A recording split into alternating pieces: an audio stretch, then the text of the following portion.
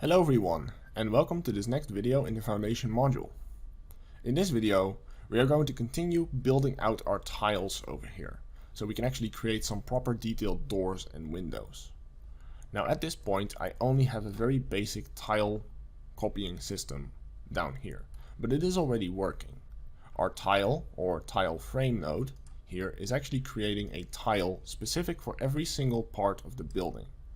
So if I have my instances that are coming from the one from the last video, we are basically copying this onto these tiles, and this tile is being assigned the correct size based on its height and its width.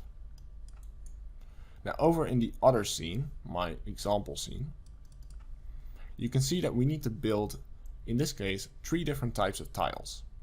We have the door tile, then we have the bottom window tile, and then up here we have a top window tile. And technically we also have this one, which is basically just a full wall without a window at all. So those types we can set using the attributes that we set up in the last video. Now in this video we are going to start working on this network, and there's a lot of stuff going on here, but we'll build it up step by step, and some of these parts we'll build later. So let's get started with the simple parts first. Let's build the basic door and window shapes. So over in our scene, we already have the attributes that we need, but we still need to create a couple of parameters in order to make this all work. So let's go ahead and visualize our building. And over here, let me pull down my parameter panel, and let's switch it into a single tile somewhere on the bottom of the building. And what I'm looking for is a tile for the bottom floor windows. So if I want to know which tile I'm working on, right now I need to look at the numbers for it. So we already have a visualizer set up. If I press the D key and I go to TileID, then I will be able to see that in this case I'm actually looking at a door, because the doors are being assigned TileID 2 right here. Now I need to use a TileID 1.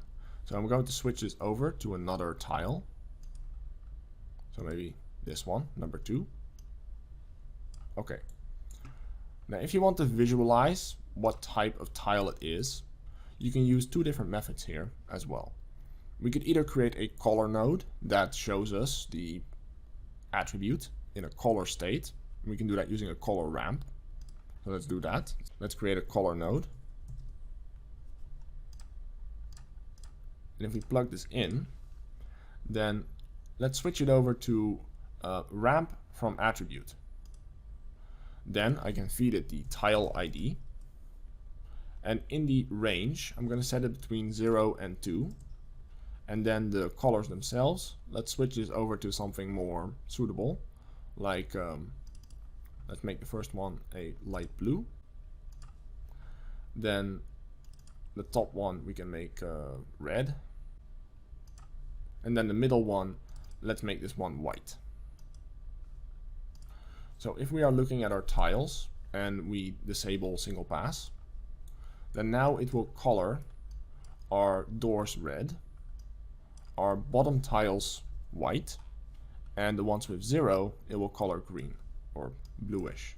Let me change this color a bit. It's a bit too sharp for me. Well, that will do. Okay, so now we can actually go ahead and hide our attributes. Let's do that. And when I mentioned there was a second method to doing this, well, we can also use the visualize node to create a temporary node-based visualizer. Instead of using the D menu and configuring it all here and constantly changing it here, we can also create a visualizer for this. So let's go ahead and do that. We can create a node called visualize. And if we plug this in, then by default it's actually going to show us the point position as a color. So I'm going to change this over to tile ID as well. And then under the color type, let's also switch this to ramped attribute. And by default it's actually already going to set it up as a correct scalar value. Now at the moment it's scaling automatically, so that if we were to grab our tiles over here and only show one tile, then it will scale between, well, just that value. So it wouldn't help us very much. You can't scale between a value of 2 and 2. It will just output the same value. And that means it will output the same color. So instead, I'm going to set it to a min-max range. Just like the other one, just like the color node, we'll just set it between 0 and 2. Now the difference between these two nodes is that the visualizer overrides whatever is on your screen as color, right? It actually is like these guys. They override whatever is on your model and show it as an overlay. The color node, on the other hand, actually applies a color attribute, and we can also import this into Unreal. So these are two different ways how you can visualize your attributes. Personally, I like to add these to switches and then add them to the output of my nodes, so I can actually show it to the user. And you can't do that with a visualize node. That's just purely for you inside of Houdini. But for now, let's go ahead and find our tile again. So we were working on tile 2, and as you can see, it's white. So white means TileID 1, and TileID 1 is a bottom floor window. Okay, so let's not spend too much more time on that. So what I want to do with this one is I want to set it up properly first. The first thing that we need to do is properly configure our inset system here, so we can actually set up the thickness of our wall frames. Here we have a window, and if you remember from the introduction video, we can actually control the thickness of our wall frames from right here. So inside of Unreal, if I switch my building over to use a smaller wall frame, or a frame thickness rather, then the barriers between the windows and the doors become a lot smaller. And we can use that to make our building look a little bit more light and airy, right? So let's go over to Houdini and name this one the Poly Extrude Inset, because this will allow me to inset my walls and create my window frames or my door frames. And this can be directly controlled using a parameter that I want to create called the frame thickness. So let's go to the type properties, open this up, and let's go ahead and grab the inset value from my parameter and drag it into my building settings tab. Let me put it below the separator and then grab another separator and split this up, because this is going to be a separate little section, like so. I'm going to name this one the frame thickness.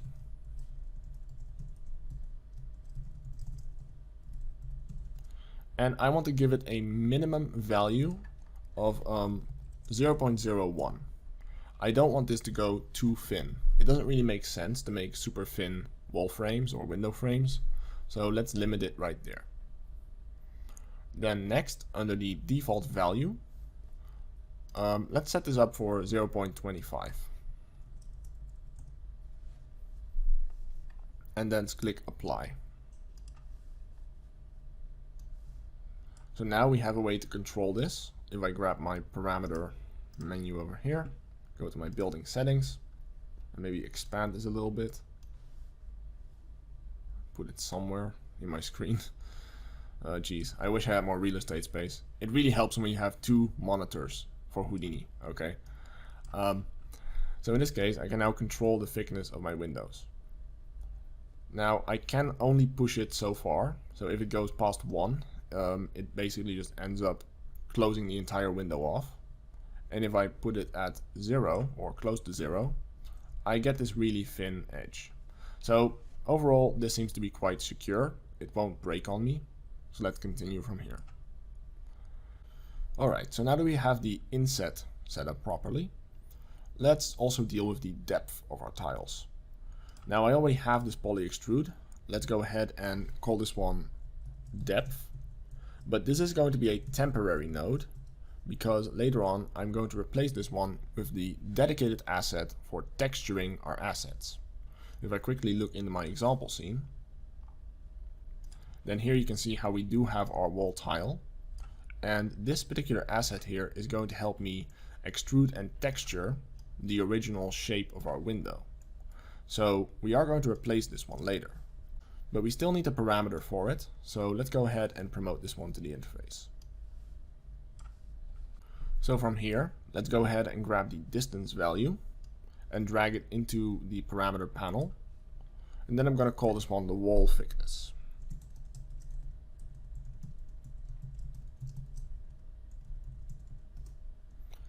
As for its size, let's say that we don't want our walls to be thinner than 0.01 either.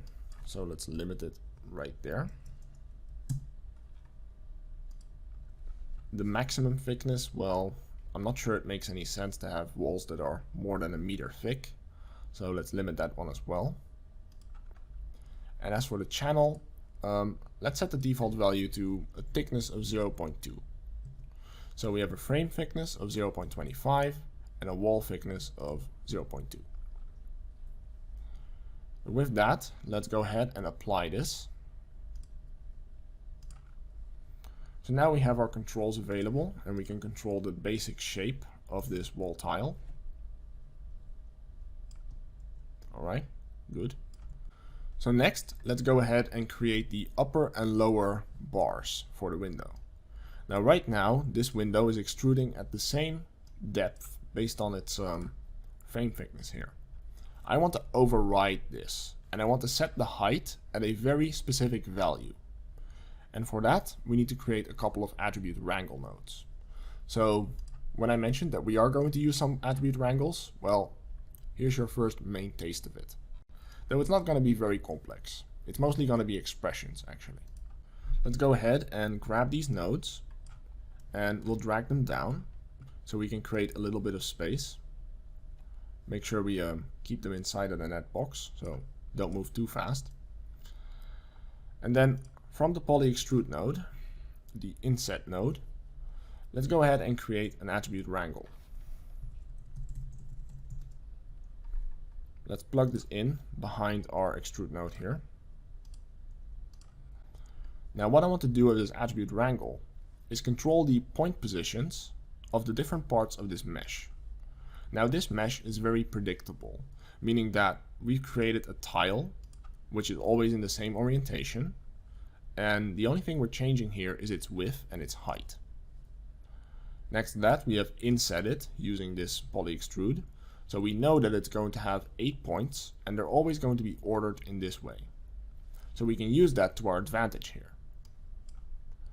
So in order to, say for example, move the upper 2 points here on the inside of our window, we need to select points 6 and 7. And now, if I were to go ahead and write a little script for this, like say, change the point position in Y to 0.5, then it's going to move just these 2 points down to a height of 0.5. And we can do the same thing for these bottom 2 points instead. So let's say 4 and 5. So same thing, but we have basically a way to set an absolute transformation value on this wall piece. Now, to set this up, I'm going to work on one bar at a time. So I'm going to create one wrangle node for the top bar and one wrangle node for the bottom bar. And let's start with the bottom bar, because in the end, these bars are going to be able to compete with one another, and we need to make sure that they don't intersect with one another, because the user can set each bar independently. So let me explain what I mean, and let's have a look at the example file. So in here, I have my example file loaded, and I've set it up so that I have my tiles visible. So if I visualize just one of the tiles in this area, then over here on the right, I have my controls, and I can change the bars of this window. So I can change the height of the bottom bar, and I can also change the height of the top bar. Now in this case, the bar that I'm looking for is the one for the upper window. Let's see, ground floor, upper height, this one. So if I lower this, I can change the height of this part of the window as well. And you'll notice how it doesn't go further than the top bar, and that's because I've set up a couple of limiters on this particular expression. So what this does is it checks if the bar can go lower or higher, and if it can't, it just clamps it, right? So we're going to use a clamp expression for this. Next to this, of course, if the bottom bar gets too close to the top bar, then the top bar will automatically be pushed up. So the bottom bar is going to be the most important one, and we'll set this one up first, and then the top bar is just going to prevent itself from going below that. It's not too hard to set up, but we will have to write a bit of basic Houdini expressions. So let's go and do that. Now the script that we need to actually write inside of a parameter. So let's go ahead and create a parameter right here called position. Let's say channel reference float, so CHF, and then between quotation marks, let's type position. Now with this, we can click on this button here on the right, and this will create a position attribute for us. Now at this moment, we are still able to push this bar below 0, and that will break our mesh. You can see how it starts to invert itself. We don't want it to do that. So we need to set up a script that prevents it from going below the mesh. So in order to prevent the bottom bar from going below the actual tile, we will have to write a little expression called a clamp expression. And the clamp expression, if I pull this up, allows us to grab a value and then specify a minimum and maximum value. And this value can then never go below the minimum or ever above the maximum value. So this way we can limit whatever comes out of this expression. And if we set the minimum value to be the bottom of our tile and the maximum value to be the top of our tile, then we can never put this bar above or below the tile, okay? And we can of course change this value to make sure it never actually goes above or below any other part of this tile. Now to do this, we need to write an expression inside of this parameter here. Now, in order to still be able to control it, I want to have another parameter available that I can use as my actual height position. So let's go ahead to the gear icon and create a new spare parameter. In here, I'm just going to hide all these tabs. Let's create a float, and let's call this one the bar offset.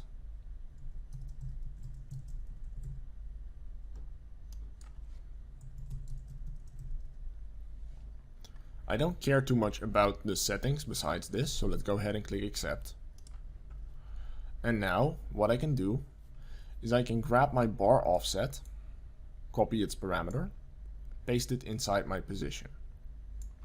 So now these two are basically linked, right? Now the scale is different, but that's not a big deal. What I now want to do is set up an expression in here that prevents me from going below or above the top and bottom of this tile. And to do that, I can use the clamp expression like I mentioned. So let's type clamp and let's wrap it around our bar offset channel reference here. And then it will ask me for a minimum and maximum value. So let's place a comma and then let's provide the minimum value. Now the minimum value in this case is going to be the bounding box of our object here. And we can easily get that using the bounding box expression. So over here again, we have these expressions here. What I'm going to do is grab this one, the minimum value, and I'm just going to plug it in right there.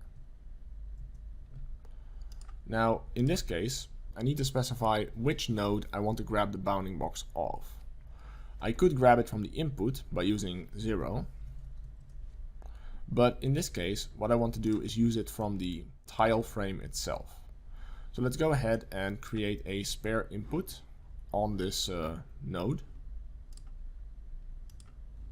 and then I'm going to grab the tile frame and plug that in. So now I can reference my bounding box position using -1. Now we need to do the same thing for the maximum value as well. So let's go ahead and copy this. And then put it behind and say y max. So now what this has done is that if I grab my bar offset and I start dragging the numbers down, it will no longer be able to go below my tile because the clamp prevents it. It prevents it from going below the bounding box position of the bottom points of this original tile. And the same thing is true for the top. If I make this bar go up, it can go past this bar, but it cannot go past the top of the bar, the top of the tile itself. So that's good. That's the start of this, right? So next, what I want to do is also make sure that it doesn't go below or above the frame thickness. So if my frame of my window is particularly big, I want to clamp it to that as well. So let's go ahead and grab my frame thickness from my parameters menu. Right there. Copy this. And then for the minimum value, I want to add it because it sits on top of the bottom of my tile. Let's say plus, and then paste in here relative reference the frame thickness. Okay, let me just make this a little bit bigger. And now let's also do the same thing for the maximum value, and let's say the maximum value minus the frame thickness.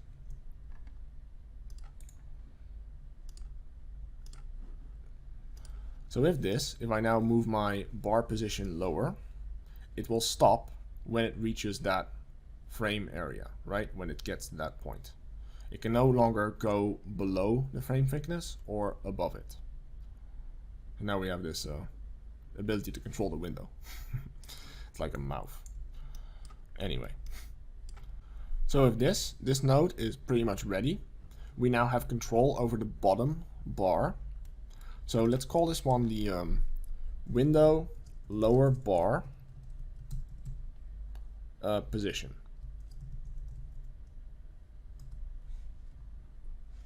Okay, so next what I want to do is control the upper bar. And for that, let's just make a copy of this. Paste it below. And let's go ahead and adjust this script just a little bit. First, we need to change the numbers that we're referencing to number 6 and 7. So up here, go ahead and do that. And you'll notice that, well, immediately it's going to try and place it at the same height because we haven't changed our values. Now it's going to act the same way, of course. It cannot go higher than the top frame, but it can still intersect with the bottom bar. So what I want to do is adjust this script so it now also takes into account the position of the bottom bar as well. Or rather, it takes the exact position of the bottom bar and uses that as the minimum value. And that's very simple. Let's just go over here to this node and then grab the position of the bottom bar. Copy that. So the position on the window lower bar and move it to the second node here. And this is the upper bar, right?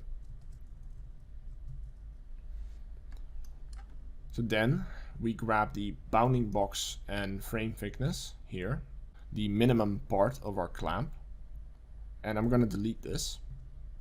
And then I'm going to replace that part with the reference from the lower bar. So what this will now do is it will make sure that the top bar can never go below the position of the bottom bar. If I try to move the top bar below it, it will stop. If I move the lower bar up against the top bar, it's going to start pushing it up, right? It's going to limit it. It's going to clamp. So now we have proper control for our window, and we make sure that the frame is always going to be properly defined. Okay, so with that, we have set up the basic shape for our window. That's good. Now let's go ahead and set this up so we can extrude it. Let's grab our extrude node that we already have. And let's go ahead and plug this in. So now we have a basic window, and this one is going to be for the bottom floor. So I'm just going to move it over here. Now let's go ahead and plug these into our interface so we can control it from our tool.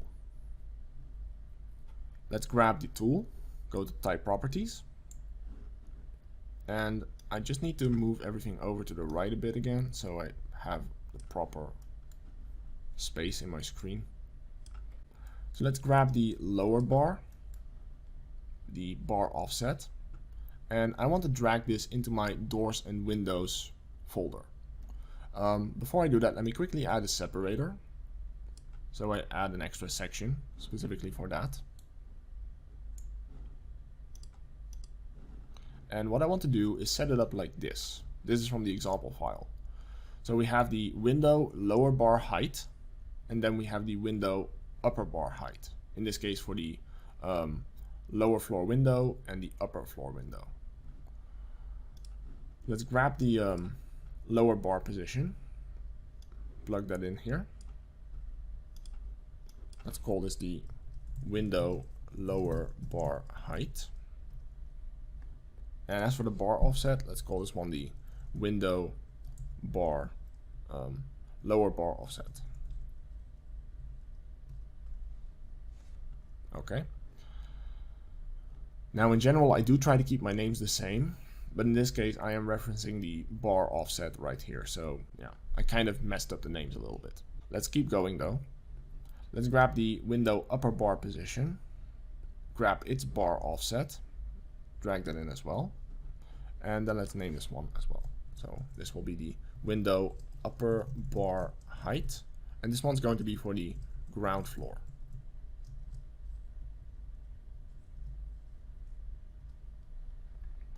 Then up here, let's change this to window upper bar offset. Let's call this one ground floor as well.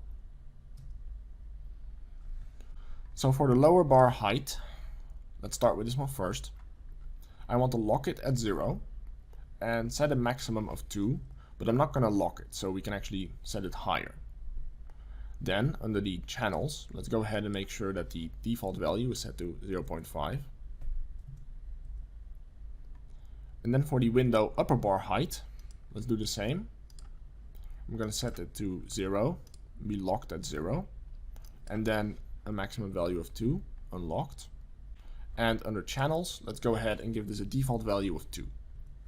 So when the window is in its default state, it's always going to be about 2 meters high. Let's go ahead and apply this. And now I should be able to control it from an interface as well. So over here, I now have my frame thickness. Let's go to door and windows. Here we go. Now we have the lower bar height. So I can move this up and down. That works. Upper bar height. That one works too. Okay. And we can of course control the thickness of our window and the frame thickness as well. So if I go ahead and increase the frame thickness, then now the window cannot go below that.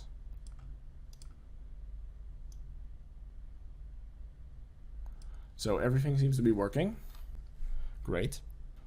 So now that we have the windows, let's go ahead and create a copy for the doors. Now the doors are going to be very similar. We basically just need to take the polygon here and remove the very bottom section first. So to do that, let's go ahead and create a blast node. And if I look at my primitive numbers, I can plug it into my original poly extrude inset here. And I'm going to remove the bottom bar. And the bottom bar in this case is primitive 0. So let's go over here to the top and just remove primitive 0 right there. Again, this is a removal node, so I'm going to color it red. Next, let's go ahead and make sure that these bottom points are snapped to the grid. I want them to be at grid level, just like the rest of the window, or door in this case. Let's grab a transform node and plug that in below. And I'm going to set it up so points 4 and 5 are snapped to the ground. And if that doesn't quite work, we need to make sure it's set to points. So it tries to manipulate the points, not the primitives. Okay. And then next we can go ahead and create a door upper bar control as well. So let's copy the window upper bar position here and paste this underneath the transform node. And I'll change this transform and I'll call it the flatten bottom points. And this one I'll call the door upper bar position. Now as for the expression inside of this node, it's going to be relatively simple. Basically, we don't want our door to go below the total tile like before. So let's grab the bounding box expression from the maximum area and then put it over here in the minimum part of the expression. And then we'll just set it to minimum again.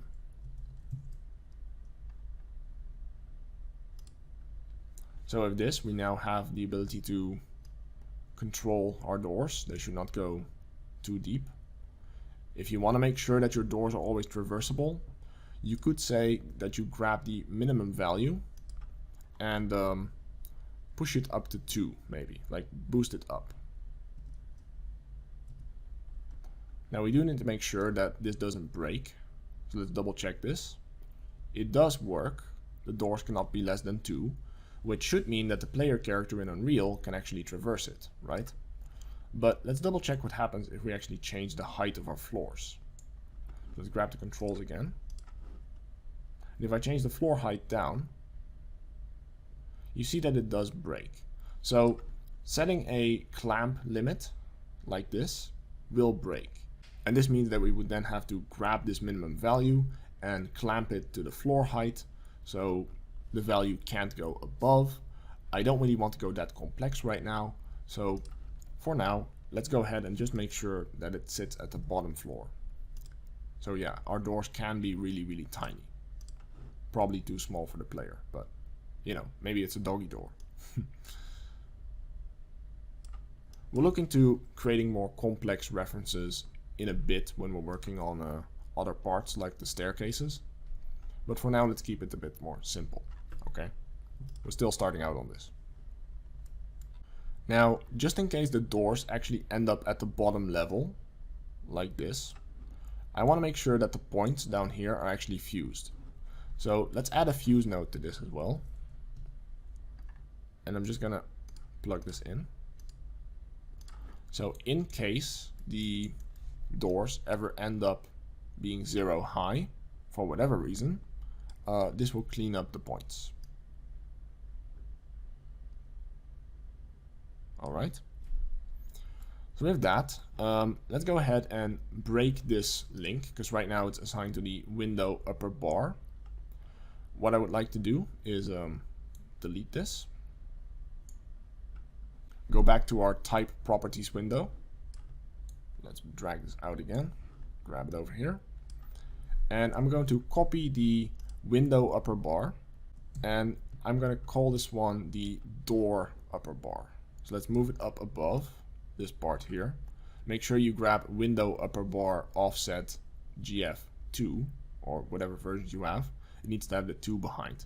Because the moment you copy a parameter, you don't want to start changing the one that you copied. You want to start changing the actual copy of it. Otherwise, your links will also break. Like you might actually start changing this one into a door, and then suddenly your door is assigned to your window. So make sure that the one that you're grabbing is the one that you just copied. Under parameters, let's go ahead and change this. I'm going to call this the door upper bar offset. And this will be the equivalent name. And we don't need ground floor for this. This is for the windows. Now, as for the minimum and maximum values, in this case, I do want to actually limit it. I want to prevent this from being intraversable. So I'm going to set the minimum height to 2 meters, which should be enough for the player in Unreal. And then the maximum value, I'm going to set to something like 4 or 3. Okay. As for the default value, 2 will work. So let's go ahead and apply that. And now we have a dedicated control specifically for our doors. Let's go ahead and link it up to our door, actually, because we haven't done that yet. Let's copy it and then paste it over here into the bar offset of our door upper bar node. And now we have this linked up. We should be able to set the height of our doors. So we can now move it up to the top of the frame. We can move it down, but it cannot go below 2. Now, in case we move the building size down, like the height of our floors, it will scale with it. So at the very least, as long as our building is, actually accessible to the player, then the doors will be accessible as well.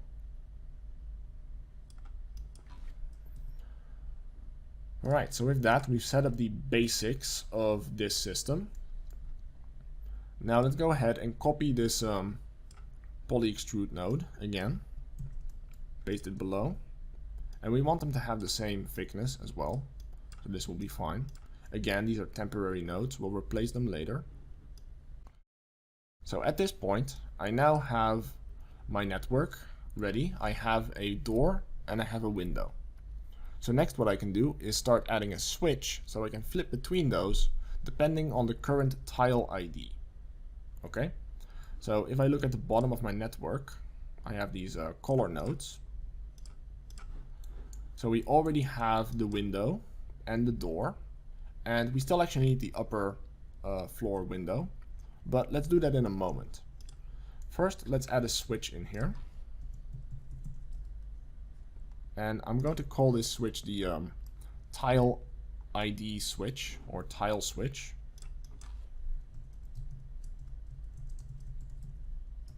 Something like that. And what I want to do is make sure that I plug in my tiles in the correct order. So right now the windows are 0 and 1. So let's plug those in first. Let's plug in 2 windows, 1 for each of the bottom and top floor. And then let's grab the door and plug that in as well. Now the problem is that I can't exactly easily recognize which one is which. So let's create a null node and plug this into the window over here. And I'm going to call this one the window ground floor. And next to that, let's copy this and let's call this one the window upper floor as well.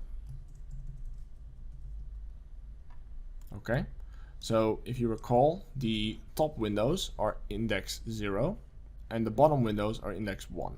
So we should plug these in the right order. Let's grab the first index and plug that into the upper floor window, and the second one, plug that into the ground floor window.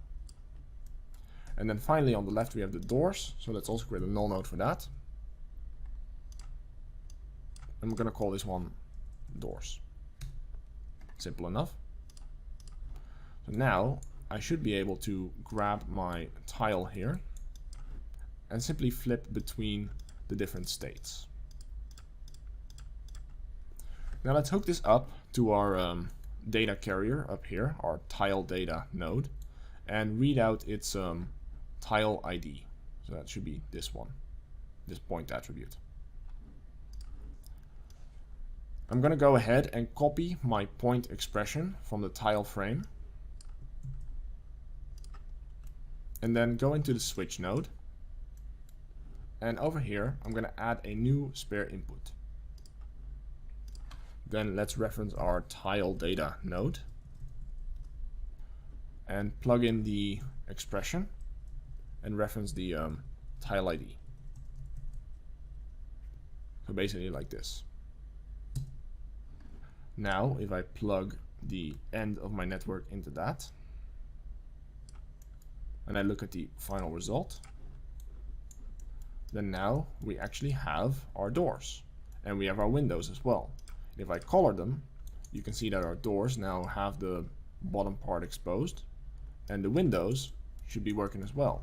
If I go ahead and play with the settings, we can now control each of these parts of the building. Now you will notice that it gets a little slow, and that's basically because of the poly extrude. The poly extrude isn't the most optimized node, and it also cannot be compiled. And that basically just means that this node will always slow down your networks, especially if you start to run it inside of a for each loop. Now there are better ways, potentially, to set up this network, so it actually is faster. But for the beginner course, I'm going to keep this simple. We'll make faster tools and more optimized tools as we go into the master class. But for now, I just want to focus on simplicity, right? Now at this point, what I want to do is build an additional window tile specifically for the upper floors. So let's go ahead and grab my window lower bar position up here, and let's move it a bit closer to the poly extrude. And let's copy the window upper bar position and paste it over here on the left.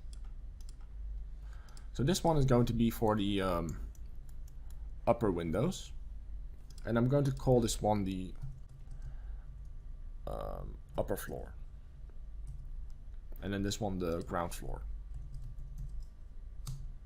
So you know, abbreviating it basically, upper floor and ground floor. Okay. So now let's grab the bar offset parameter, and I'm going to go to my type properties. And then in here, we have our window upper bar height for the ground floor, right? Let's copy this, paste it below. This will give us our ground floor 2. Make sure you select that one. And then over here inside of the parameters controls, let's change this to the upper floor version. And we can also add upper floor to this, just to keep it clear for the user. In fact, if the name gets too long, you could change it so it is more abbreviated, but I'm not going to bother right now. Okay, let's keep moving. So let's say apply. And now I need to link it up here. So let's go ahead and change this to upper floor. There we go. And then I'm going to grab this poly extrude again.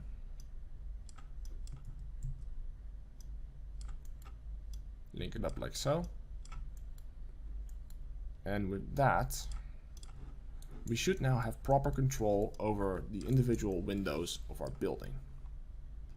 So if I go to my parameter panel, I can now lower the windows over here.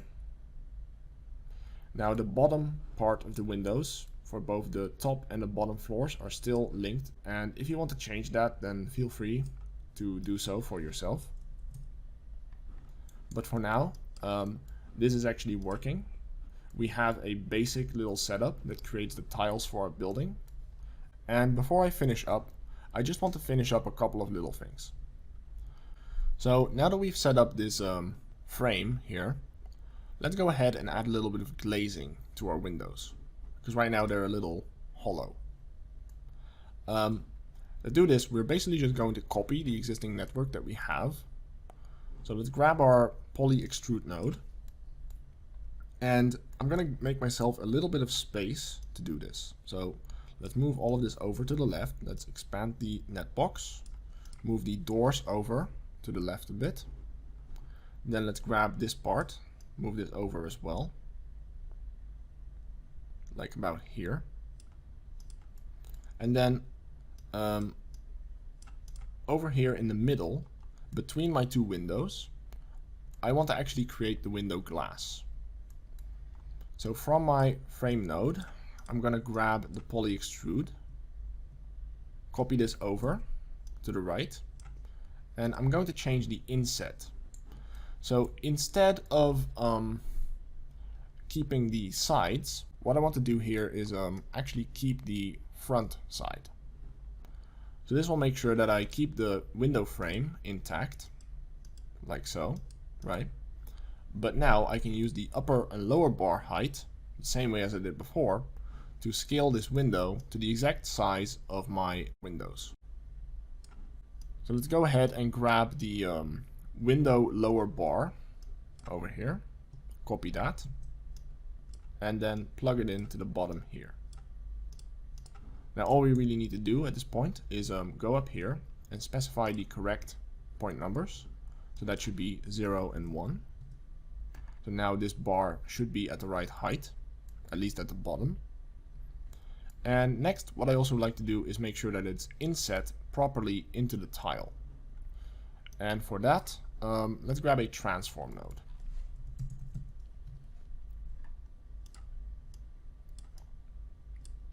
I'm going to call this one inset glass into wall. And as for this other one down here, well, we can keep this the same actually. That should be fine. Now let's go ahead and offset our glass inwards. We can do this in the Z direction. So if I move the glass inwards in the negative direction in Z, then it will now position itself inside of the wall, like this. If we grab the wall thickness, do that. Where are you? Over here. Building settings, wall thickness. Copy that. And then let's plug it into the translate Z. Now I need to change this because I need to set it to negative. So let's do that. Negative wall thickness. And then I'm going to multiply it by 0.25. And this should put the glass somewhere closer to the outside of the tile than the inside of the tile. So we have a bit of a difference where the glass is located. It's not quite in the middle of the tile, and I think that will look better. Now you can do what you want to do, of course. Then let's grab a poly extrude.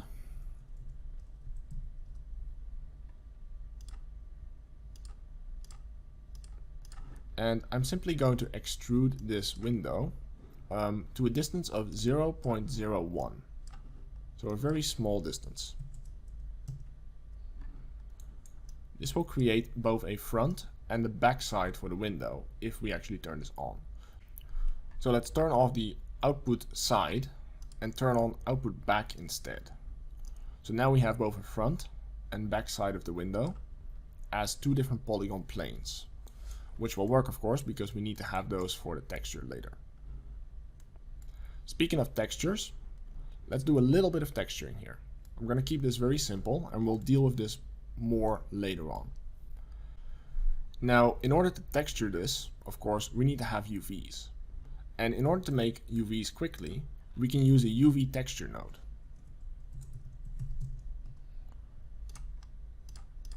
Now, the UV texture node has a lot of settings, and we will explore it a bit further later on.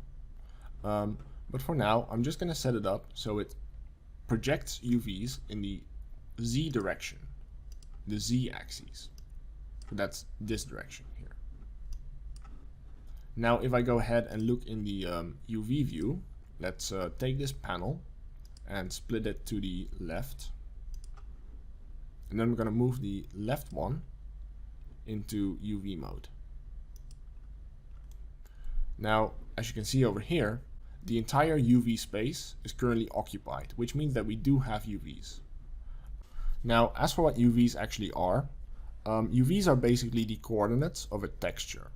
So in this case, we have UV coordinates as for the U, horizontal direction, and the V direction, vertical.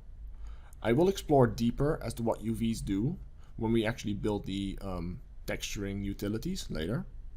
But for now, just know that this node has projected a UV map onto our window, and it fits the entire object. If I grab a quick shade node, a UV quick shade, and I plug this in below the UV texture, then you can see that I have a UV map that's covering the entire grid on both sides. So that's good because this means that now I could potentially set up a texture inside of Unreal that covers the window. We just need to make sure that the window actually covers the actual window space, because right now it's sticking up outside of my window frame. So let's do that next. Let's go ahead and create a copy of our window upper bar position here. I'm going to plug this in like so. And I need to specify the top points of our window bar. So that should be the, in this case, points 6 and 7, and 2 and 3. So that should scale the plane properly to fit along with at least the ground floor windows. Then let's do the same thing for the upper floor windows. Copy that, paste it here. And then let's also give this one points 2 and 3 as well.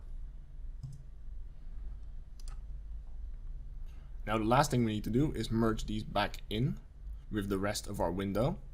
So I'm just going to make a little bit more space here because this is getting bigger.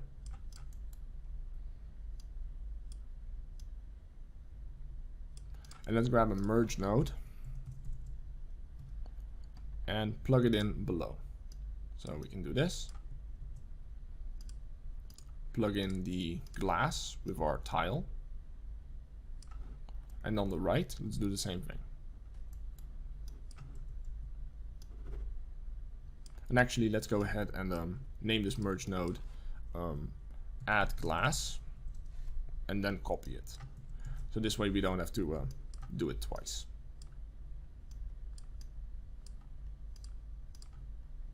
Okay, so now we have our glass. It exists inside of our window. And if we scale our windows up or down, then the UVs on these will also scale along. So if we make the frame thickness bigger, it works. If we make the windows taller or smaller, they stretch. So whatever texture we will eventually apply on this window, it will actually work, and it will work properly. Okay, so cool. Now there's just a couple of last things that I want to do before we wrap this up. Now at this point we do have windows, but they are currently everywhere. And you might recall that under the tile data, we do have our corner attribute. So we do know where the corners are on the upper floors of our building. So for the upper windows, when we generate those, what I would like to do is grab these nodes and only turn them on when we are not in a corner, or at least when this is enabled. So let's grab a switch, plug this in below, and I'm going to call this one the avoid corner windows switch.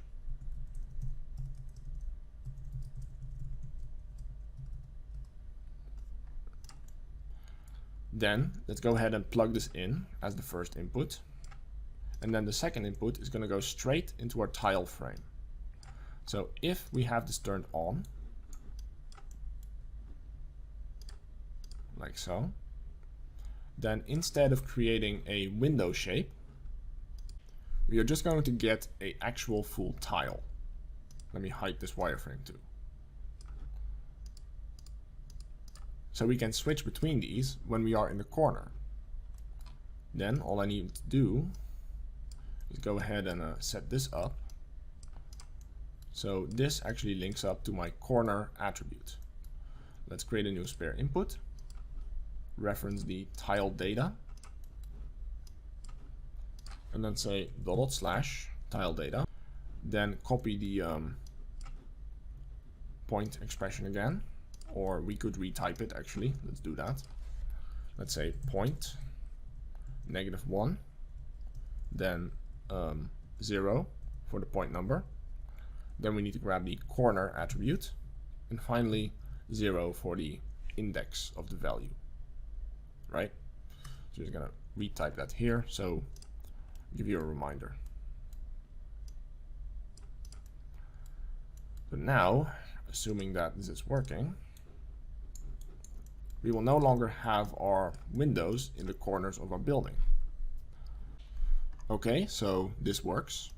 Let's go ahead and test it out. Let's grab the parameter interface. And if I change my corner angle to something higher, like say 80 degrees, it will remove the ones over here in these shallow angled corners.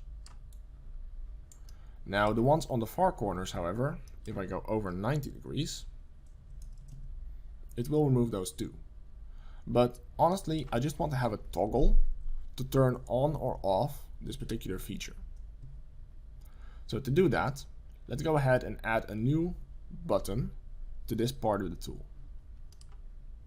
Let's go to Type Properties, grab a toggle, and drop it in over here, say above the corner angle. And I will call this toggle the allow upper window in corners.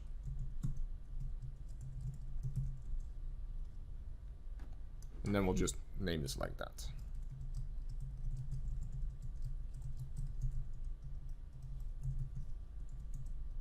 Okay. Now by default, I'm going to leave this off because that means that at that point we are going to ignore the corner value altogether. And I'm going to click accept. So now we have a toggle down here for our upper windows in corners, and we can turn that on and off. So let me show you what I want to do with this. Let's go over to our switch node. And over here, our switch node is basically using the corner attribute that's present on the corners of our building. And it's toggling on or off the window version, right, of this tile. So if the value is 0, because that's the first input, we are using the window. If it's 1, so if the corner is true, then we are using the solid tile. Okay, so that's the current behavior. And this will happen everywhere.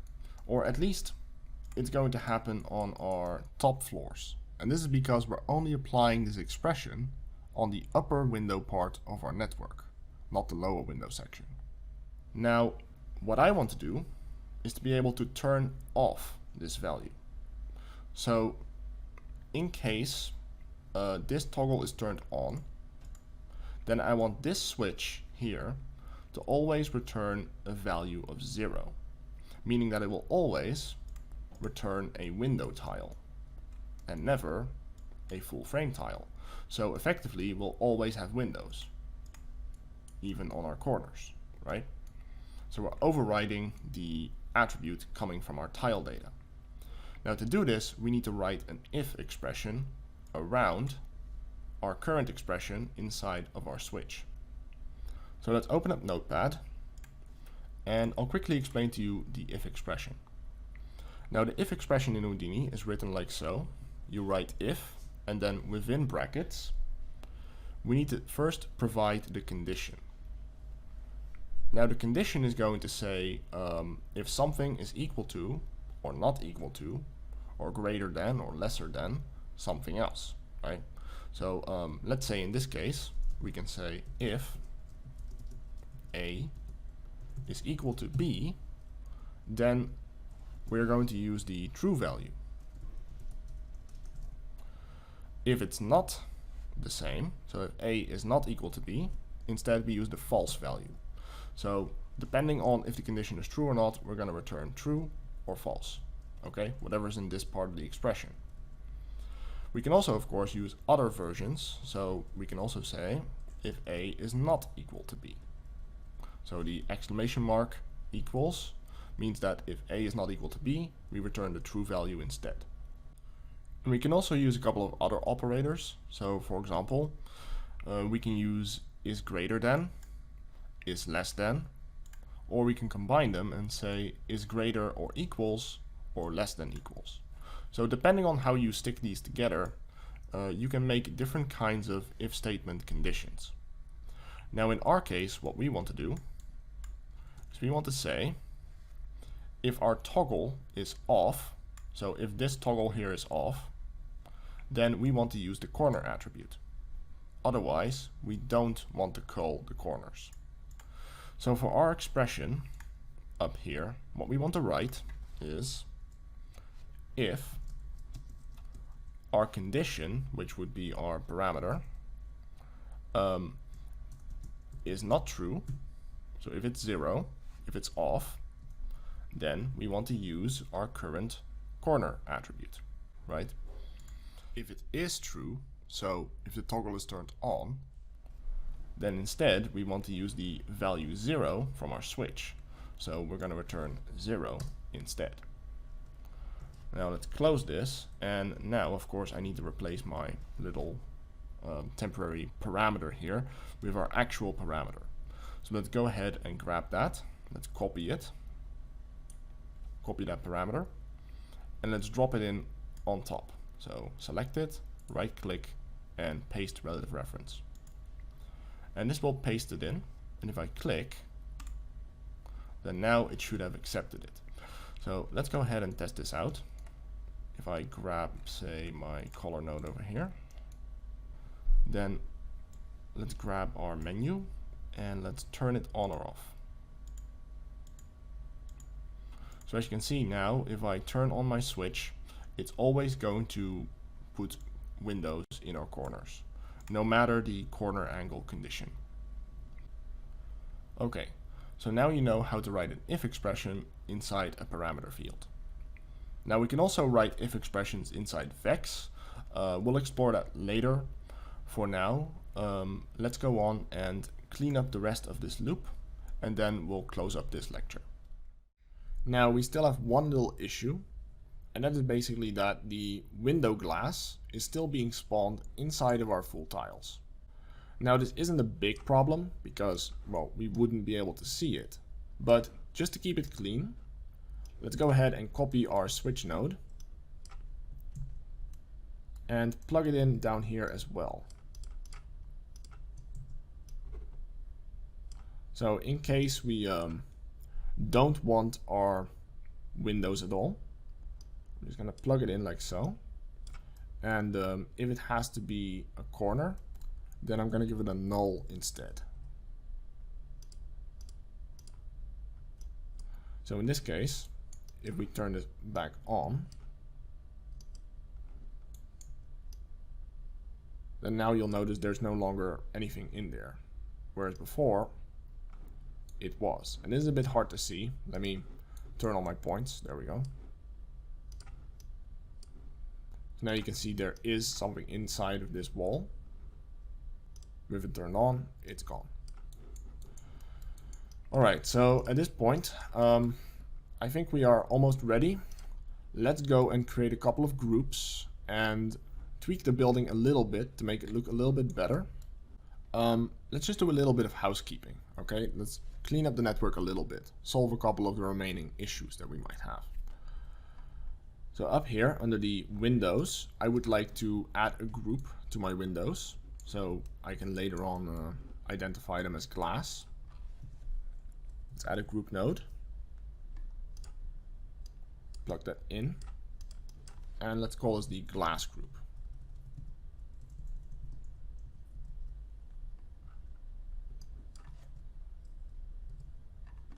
Okay. And now also I would like to color my glass. So let's create a color node as well.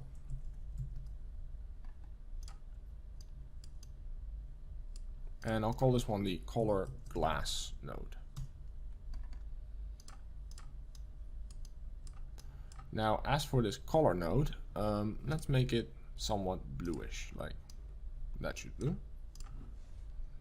Now if I look at my nodes at the end, and now all of my windows will be blue. Now I don't really have to add color nodes to the rest unless I want to color them differently.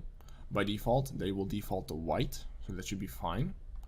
But at this point, the last thing I want to do is fix this issue here. You might notice there's some Z fighting going on, meaning that these surfaces are right on top of one another, depending on the angle that our walls meet. And because the walls are being basically extruded inwards, they do overlap. Now, the same problem would happen if we extrude outwards and we have an outward corner, like this here, So we can't really avoid this easily. But what I can do is maybe make these wall tiles a little bit more offset outwards, so they don't at least overlap this easily, right? And we can do this by just adding a transform node right before we merge in the glass. So let's grab a transform node, grab it, plug it in, and I'll call this one offset forward. And as for the distance that we need to offset it to, let's set the z value to 0.001. And let's copy this node and let's plug it in everywhere else as well. So let's move these extrude nodes over a bit, plug the transform node in right behind.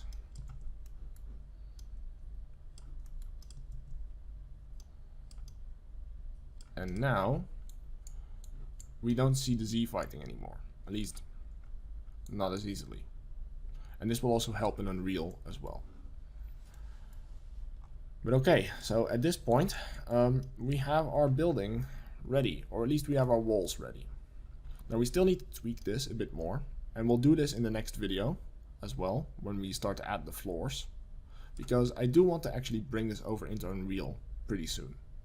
Okay, so now we actually have our mesh. We have something we could work with. Let's go ahead and get this ready so we can play with it. So we'll do this in the next video, and I hope to see you there. Thanks for watching this one, and have a good one.